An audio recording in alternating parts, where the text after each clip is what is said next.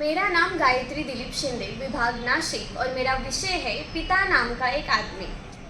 अभी तो मैंने पहली सांस भी न ली थी और उसकी धड़कनें तेज हो चुकी थी। मेरी पहली किलकारी सुनते ही पूरे अस्पताल में मिठाई बढ़ चुकी थी। याद नहीं मुझे कि पहले किसकी गोद में गिरा था, पर शायद उसी का हाथ था जो सबसे पहले मेरे सिर पर फिरा था। हाँ, खाने के वादे थे हमारे घर में, लेकिन फिर भी खिलौने सजा रखे थे। अपने सपने बीच में ही छोड़कर मेरे लिए एफडी में पैसे बचा रखे थे। दिन भर वो धूप में तपता, मिट्टी में अपना बदन भिगोता रहता था, लेकिन घर आते ही सब छोड़ छाड़ कर कभी मुझे हवा में उछालता, तो कभी हाथी, तो कभी घोड़ा बनकर मुझे सीने से लगाता था।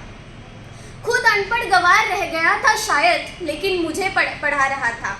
पैरों में मेरे छाले न पड़ जाए इसलिए कांधे पर बिठाकर स्कूल ले जाया करता था। जो अपने हिस्से की रोटी मुझे खिलाकर खुद भूखे पेट मर जाता था, खुद पट्टे पुराने कपड़े पहनकर हर दिवाली मुझे नए कपड़े पहनाता था। कौन था वो आदमी? आप सब बताओ मुझे, कौन था वो आदमी?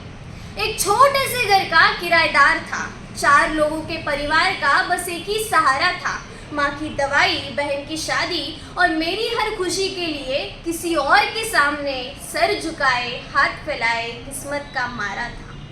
जिसे बुखार तो आता था लेकिन गोली नहीं लेता था, दर्द तो होता था लेकिन बांट नहीं पाता था, और शायद आंसू तो आते थे इसकी प्यारी सी आंखों में, लेकिन कभी बह नहीं पाता था। आखिर वो कौन था जो मेरी जवानी के साथ खुद बूढ़ा हो रहा था? दर्द ने उसके पैरों को जकड़ रखा था, लेकिन फिर भी मेरे लिए वो भाग रहा था। जवानी मुझ पर चढ़ती गई, बाल उसके सफ़ेद हो रहे थे। जवानी मुझ पर चढ़ती गई, बाल उसके सफ़ेद हो रहे थे, और जो अब तक मेरे आंखों के साथी थे, आज वही आंसू उसकी आंखों से रोने लगे थे। इसीलिए मैं अपनी मंजिल तक पहुंचने के लिए इतना नीच बन चुका था कि उसे बेहाल बेसहारा रास्ते पर छोड़ देना चाहता था। आखिर भूल जो गया था, कौन था वो आदमी? क्योंकि अब पैसे जो कमाने लगा था, तो उसकी हर नसीहत मुझे गुस्सा दिलाती थी। लेकिन बेटा, सब ठीक है ना? उसकी ये हमदर्दी भी मानो मेरे सीने में आग लगाती थी। वक्त ने करवट बदली। आज तक मैं किसी का बेटा था, लेकिन मैं आज वही आदमी बन चुका था। वही ख्वाहिशें, वही सपने और वही हंसता चेहरा मेरा खुदा बन चुका था। इससे पहले कि मैं अपनी गलतियों का बोझ हल्का कर पाता, वक्त ने एक बार फिर अपनी ताकत दिखाई।